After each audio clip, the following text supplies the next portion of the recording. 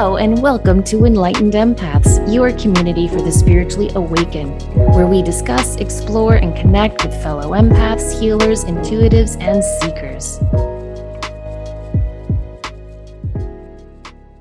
Hello, empaths. Samantha and Denise here with you. We were talking before we were recording and planning this show about how heavy the energy is when we look or read or watch the news. There's just so much going on right now in the world that is scary and violent and depressing and frightening and all that negative stuff. And so we thought it would be fun just to kind of share with each other some stories that we read or saw in the news this week that uplifted us and brightened our day. And we hope will uplift and brighten your day.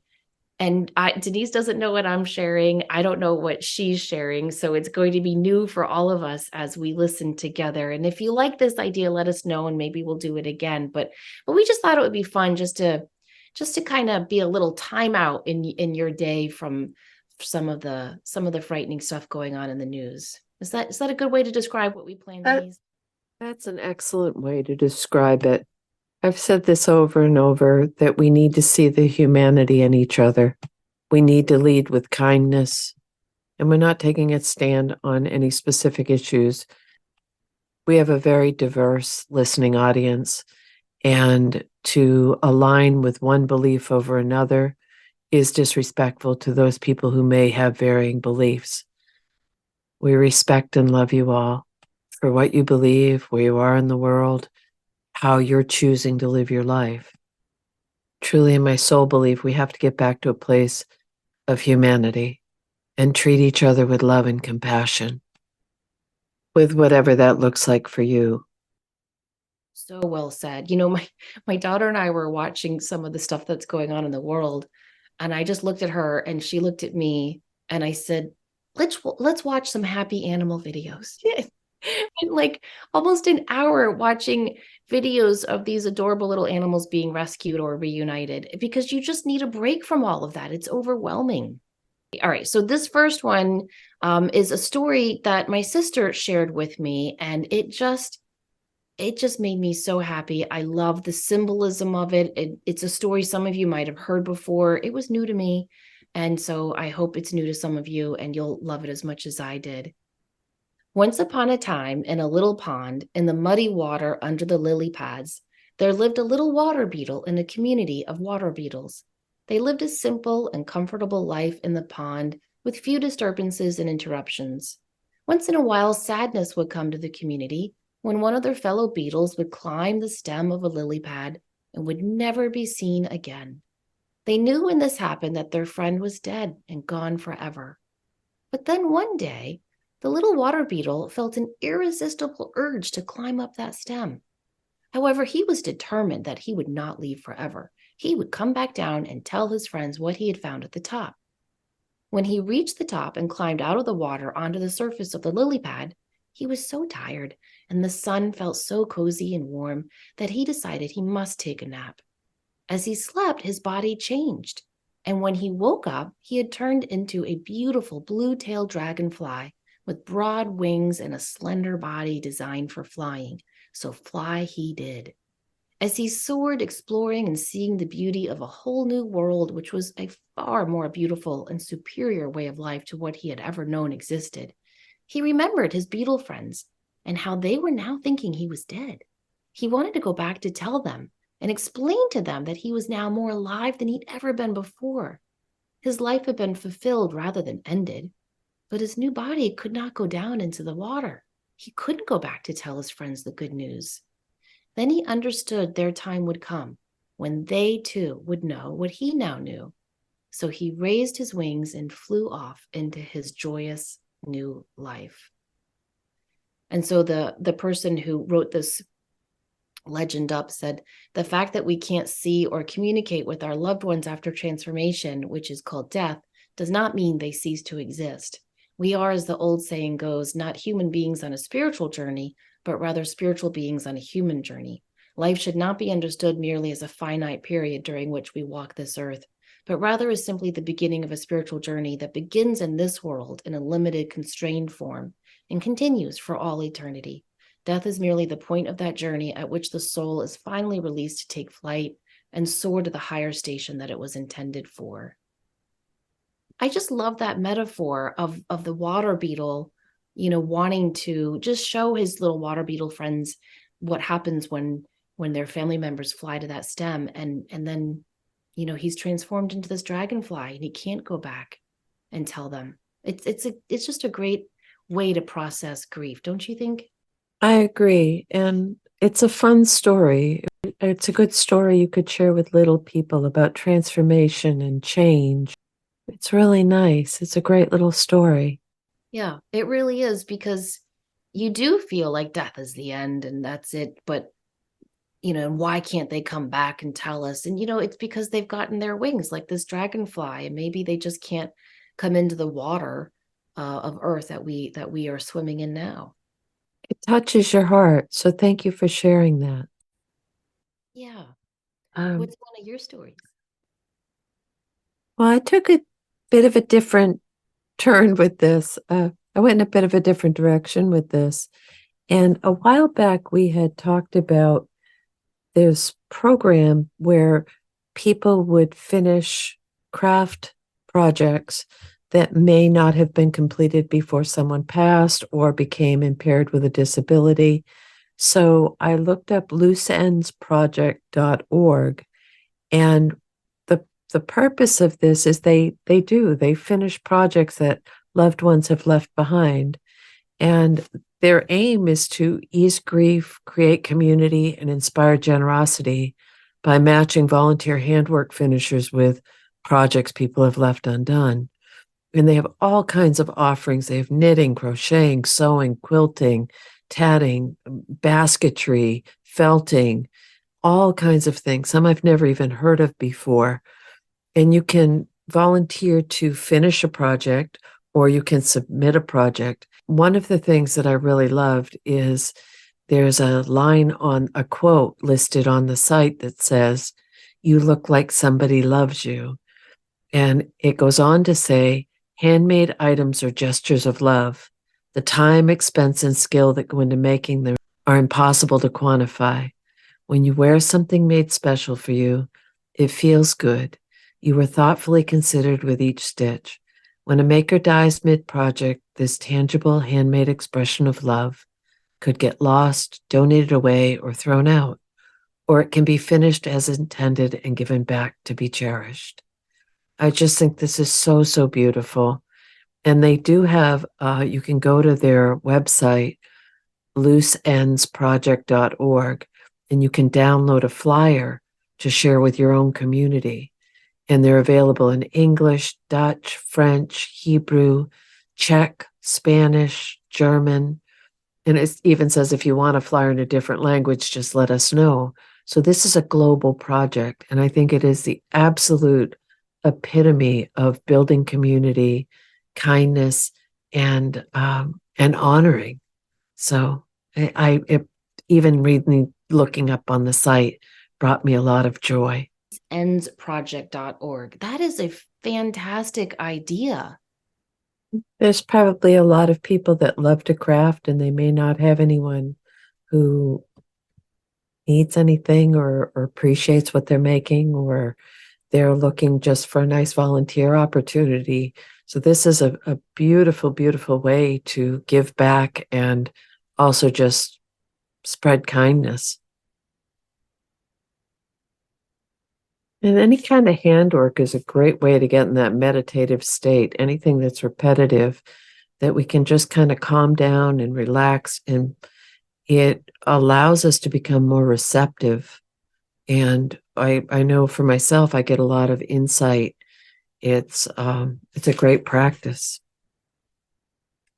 Can also be very soothing and calming for us personally during these difficult times. And it's wonderful for the knitter, crocheter, whatever the craft is, because haven't you noticed when you're making something for someone, it's like you put that intention of love into every stitch. Whereas if you're just doing something because you want, I don't know, a pretty pillow cover, or you're doing a Christmas ornament, it's different. when it's just for yourself. But when you're making it for someone with love, I don't know, I always feel like the yarn is different, that the outcome is different. It has that energy attached to it. You made me a beautiful shawl when I was helping take care of my dad. And every time I put that on, I think of my dad, I think of you, and it's like getting a hug from you. Oh, It really is. And so I think it's just such a beautiful thing for both the receiver and the crafter. Oh, I love that. Thank you, Denise. well, thank Loose Ends Project. My Yes. goodness. Okay, so the next one I have, I just found so intriguing. It's not as much of a lovely heartwarming story like yours, but I just find it interesting. It's called Do Plants Have Souls? And it was on the noetics.org website. And it says, through experiments in the 1960s, a researcher named Baxter discovered that plants that were harmed showed a change in electrical response. And what's mind blowing is that plants who were merely threatened with harm, that is, receiving the intention of harm, showed a similar change. So they set up this experiment consisting of connecting plants to a galvanometer. And the plants, it seemed, were able to pick up on the thoughts of people present in the room. Their electrical responses varied depending on whether the people's thoughts were positive or negative. And it goes on to say, in a famous 1966 experiment, Baxter connected a common house plant to a polygraph machine. He then imagined the plant being set on fire. Now he just imagined this in his head. The polygraph showed a surge in electrical activity, suggesting a stress response in the plant. His research was inspired by physicist Jagadish Chandra Bose, who showed that playing music for plants impacts their growth. More recently, in 2015, Chowdhury and Gupta summarized a number of experiments on the impact of audio frequencies on plants. Harmonious music facilitated the germination and growth of plants. Conversely, non-rhythmic and inharmonious sounds like heavy metal music harmed plant growth. So in the experiments, the plants did not only show reactions to immediate events, but also to past ones, suggesting some form of memory. Now, here's kind of a weird example. He let a plant witness another plant being harmed by having a person stomp on it. Later, 6 people passed by the surviving plant, one of them being the killer of that other plant. And the plant showed a stress response when facing the killer. Thoughts so far, Denise? What do you think of that so far?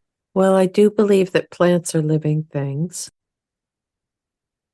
And we've talked about this in other shows, the interconnectedness of root systems and the Netflix special, The Fabulous Fungi, and how interconnected all of the species are, and especially in the plant kingdom. For those listeners who are plant empaths, this probably just seems like, well, of course it would show a stress response. I think we need to spend more time as individuals connecting with the natural world. Well, if I'm in a garden with plants and I always thank them before. I do too. That's so funny. Like, because I use rosemary a lot from my little garden, and I when I'm cooking, and I'll go out into the garden with my little shears, and I think, oh, they see me coming. They see me coming, and I don't know. I always feel bad, and I always will say thank you so much for helping my family to eat delicious food. Okay, so if you're mowing or walking and you accidentally hurt somebody, and I'm going to personify the flowers, do you stop and tell them you're sorry? No, I'm Oh. so prejudiced against weeds. It's terrible. I always feel like I need to apologize to them. Oh, I'm so sorry. Oh, it's so hilarious. I do the same thing. I always have. And reading this, Asia Suler, who we've had on the show many times, has a wonderful book about connecting with nature. And she has a fantastic chapter on why it is so important to weed and trim and prune. And she compares it to the need to weed and trim and prune in our own lives, right? When you have to just get rid of stuff that's no longer serving you. So I always try to think about her words when I do have to weed and trim and prune in my yard, because I have this jasmine that is just completely overgrown. And when you cut it, that little milky substance comes out and the plant is bleeding. And I feel so terrible. I was thinking the other day about where we are in the world and how much we've been desensitized. Made me think of it was someone mentioned the viral whatever, where people are baking with a small child and then they crack an egg on their head and they're filming it. And I just don't see any humor in that. I don't understand why you would do that to a little person. And there is a link back to the plant story as empaths, as sensitives, as knowing and feeling these plants. It's our job to get more connected with that so we can shift things back to more kindness and understanding and empathy and a humanitarian outlook. I think it's all connected. I do too. What about, I don't know if you saw some of the Halloween videos of parents purposely scaring their kid. It was terrible. Or I think it was Jimmy Kimmel, maybe, who he had the bunch of videos of parents hiding the kids' candy and saying, like, oh, we ate it all. And the kid would cry and they go, ha, ha, ha, just kidding. How do you use your own child as the source of a joke?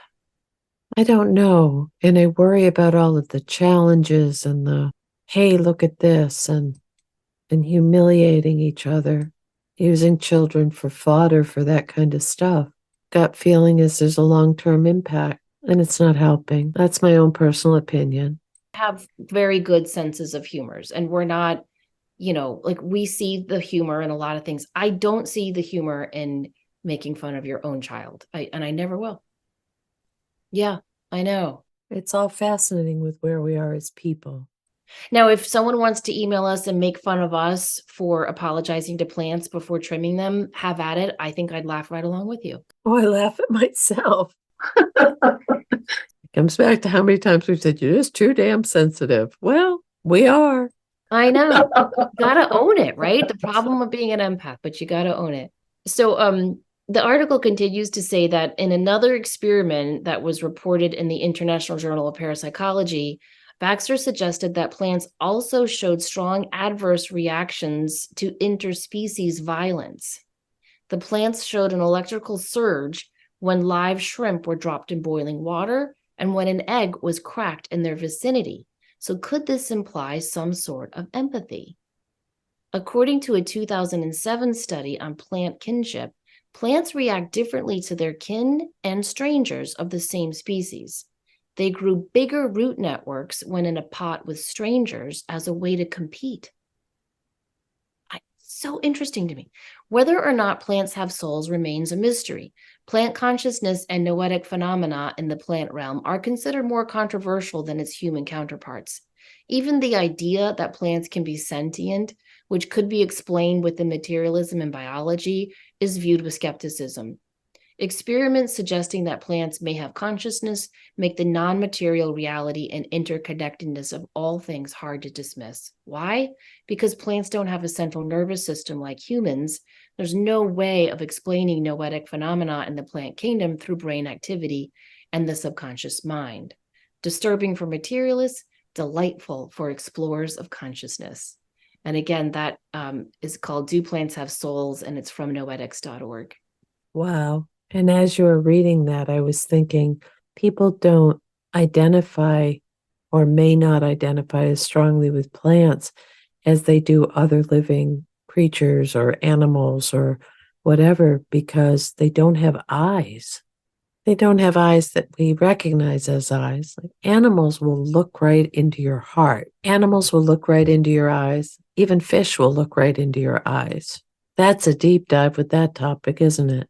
It is. And it makes you think, if we all are made up of atoms, then we all are connected. And if, how can we be so arrogant to think we're the only ones who have consciousness? Oh, that you're singing to the choir with that one. Because I just think we're part of it. We're not. Um, yeah, that's an excellent point. Yeah. Well, this is a little bit older, but it's showing up now in the news. If you've ever had someone in your life or worked in an industry where someone has had an amputation and they've needed to use a prosthetic, there's so much involved with that.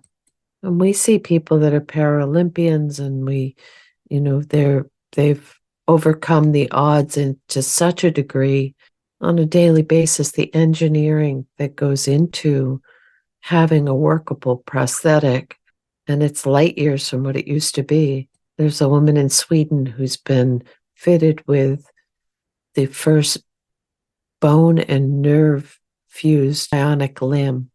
And there's a picture of her using uh, a tiny screwdriver. So there's such precision with this prosthetic that she's able to have that fine motor control.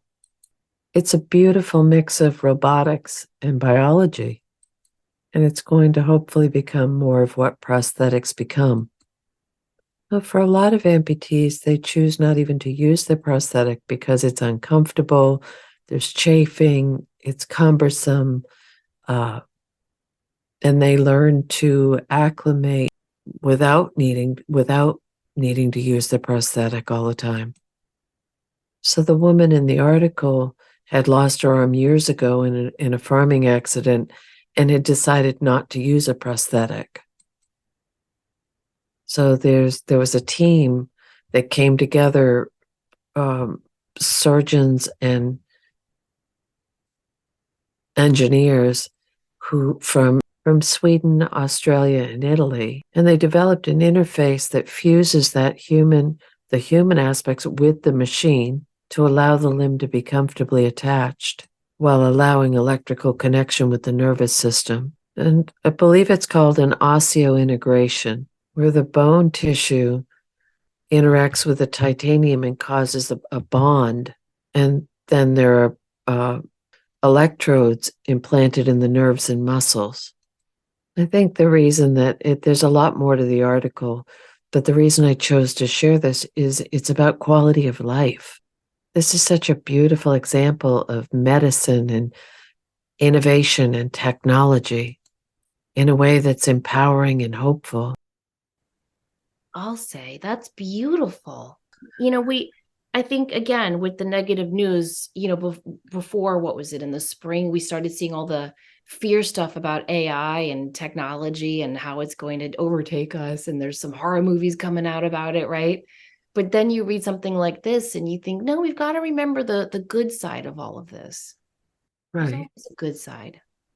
And if I always come back to, and I used to do this a lot when I would be in meetings in different places that I worked over the years, and you'd have that person that that was difficult or behaviorally challenged or who just could not drink the Kool-Aid and do it the way everyone else in that school or facility did it. And I would always stop myself and think, that's somebody's child, that's somebody's brother or parent or whatever. And I think it comes back to that of that human aspect is so vital right now. And if we had someone we loved and they were able to outfit them with a way that they would be able to have motor control or a higher quality of life or something through this type of innovation, my goodness, I'd do everything humanly possible to have that happen. Oh, 100%. Wow. Okay, this next one is from the Good News Network, which is a Mhm. site I check often when I need to see some good news. It says millionaire builds 99 tiny homes to cut homelessness in his community and even provides jobs on site for them. After selling his company for 8 figures to a competitor, one Canadian entrepreneur is using his profit to build a community of tiny homes for those who need it most. In the New Brunswick city of Fredericton, his factory is now churning out one tiny home every 4 business days in a bid to create the 12 Neighbors gated community of 99 homes and an enterprise center to give homeless people a real second chance. 12 Neighbors founder Marcel Lebrun had a successful social media monitoring company, which he sold to an American competitor, and is now putting his new money where his mouth was. Every time he used to say something needed to be done about the homelessness problem in the city. Around 1,600 people in New Brunswick found themselves homeless for at least one day last year, reported the CBC. I see myself as a community builder, and really what we're doing here is not just building a little community, but we're building a community in a city. Like, how do we help make our city better? LeBrun told CBC.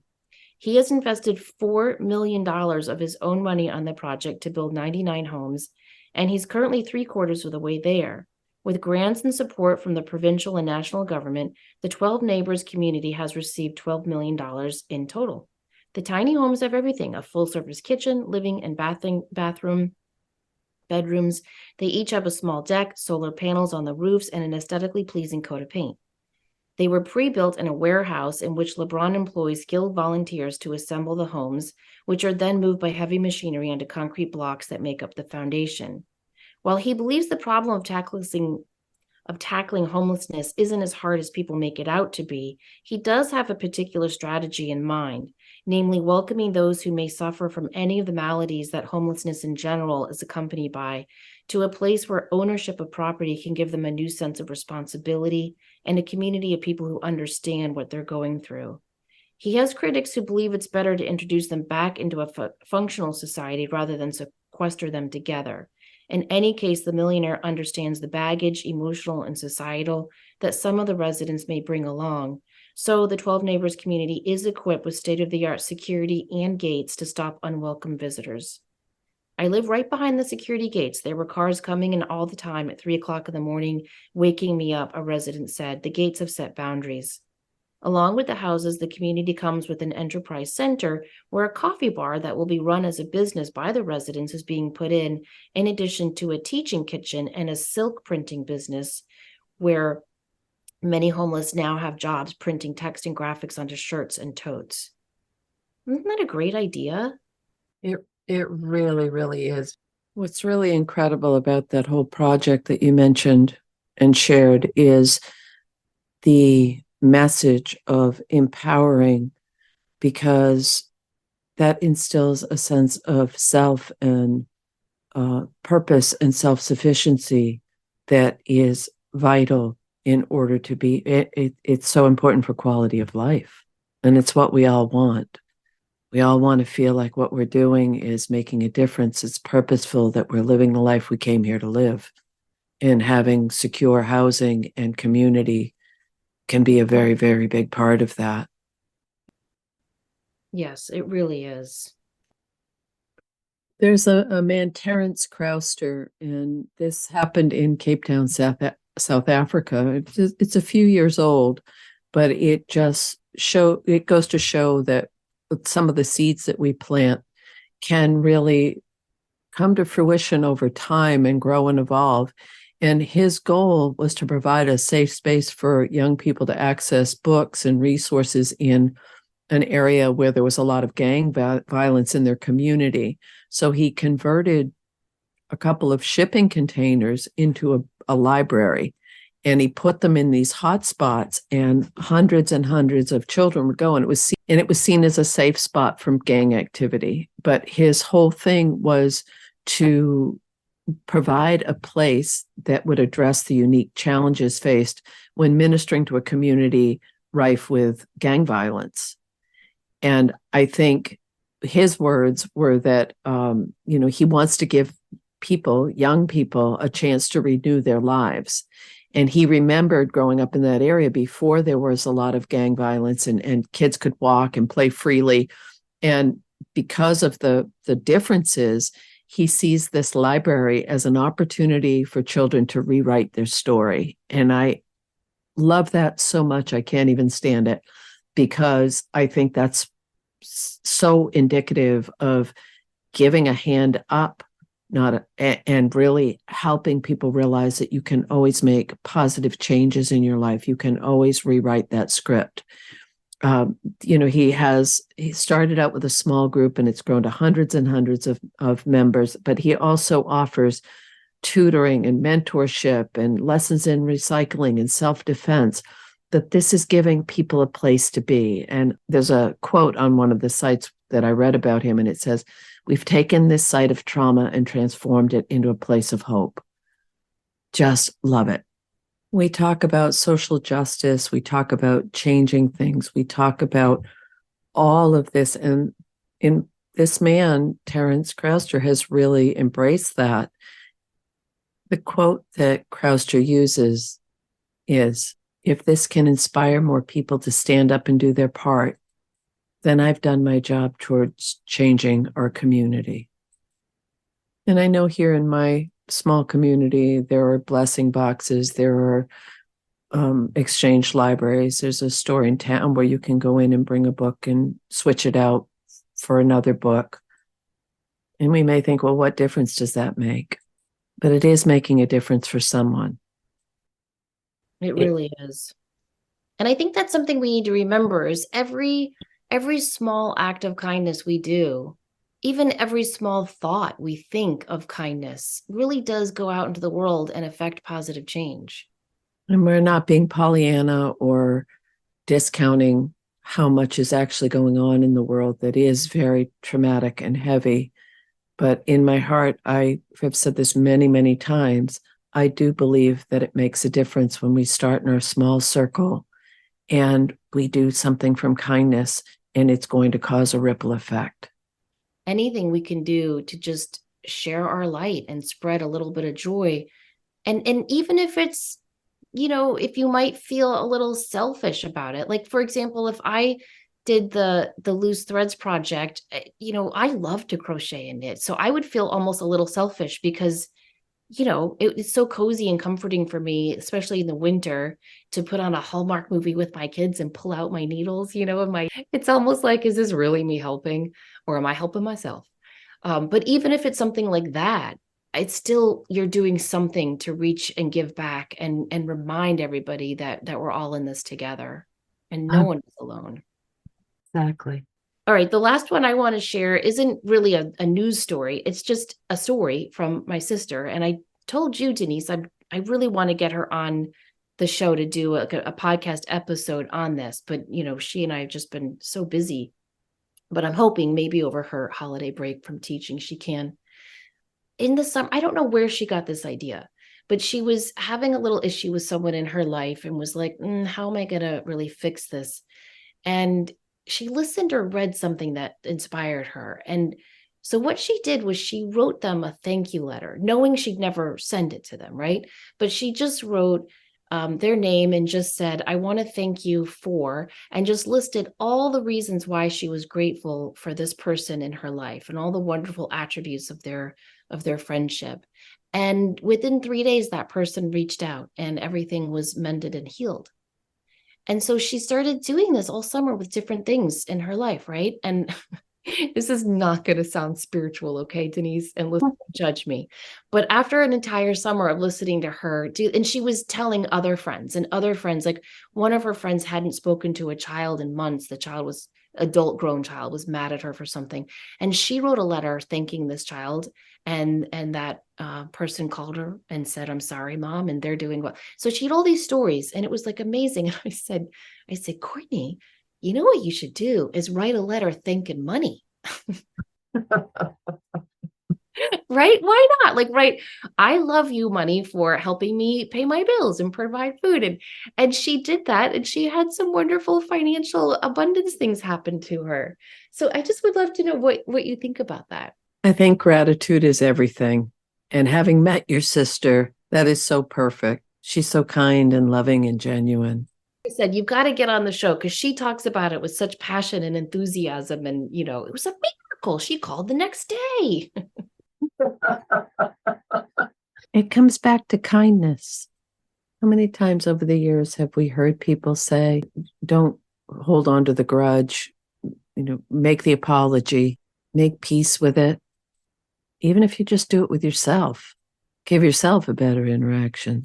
Yeah, and I like it because it's more than I think we've all tried the write down 3 things you're grateful for each day. This is really personal. And instead of focusing on your fears about a relationship or your anger over a relationship or your concerns, you're focusing on all the positive of that person and you're writing them down.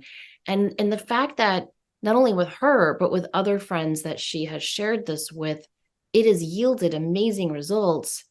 again, going back to our plant story, shows that consciousness and our thoughts are very, very real things. And when we send out those positive thoughts, they do ricochet back to us. And I think the same is true for negative thoughts. I think when you send out negative thoughts, they ricochet back as well, you know? So I think we have to be very aware of our thoughts and do these rituals and exercises like writing thank you letters to people that you'll never send. Or maybe you do send them. I don't know. It's up to you, right? But just the intention of focusing on positivity for the 5, 10, 15 minutes it takes to write that letter, imagine the beautiful energy you're cultivating all around you and within you. She's taking it to the next level, which is absolutely beautiful. Yeah, I think it is too. And it's just interesting to think about the things that you could do with this. I mean, if you're trying to attract a new job, I wonder if you could write, Dear new job, I am so grateful that you have this income, have these benefits, are in this city, you know, or Dear new home. It'd be interesting to kind of explore and practice with that. Well, they always say if you write it down, it puts more energy into it. Write it down, make it happen. I'd like to share one more quick one, and this one comes from Wales. This man went through an abusive foster home system, years of homelessness, drug addiction, which left him with complex PTSD, post-traumatic stress disorder. This man is in his late 30s, and over the last few years, he's helped himself by helping others. Seems to be a theme throughout our whole episode. That's why I wanted to share this one. Embarking on several charitable and social media initiatives, singing competitions, long-distance bike rides to raise awareness of mental health and suicide. And I don't think there's anyone that's listening that hasn't been impacted by knowing a story of. There's a fragility right now with mental health. Anything we can do to help each other or ourselves through that is incredibly important. This man, J.Lo Miles, he has the support of it. He hasn't done it alone. He has a supportive partner, 3 children. But this is the fun part. He has a pair of British barn owls named Oscar and Louie.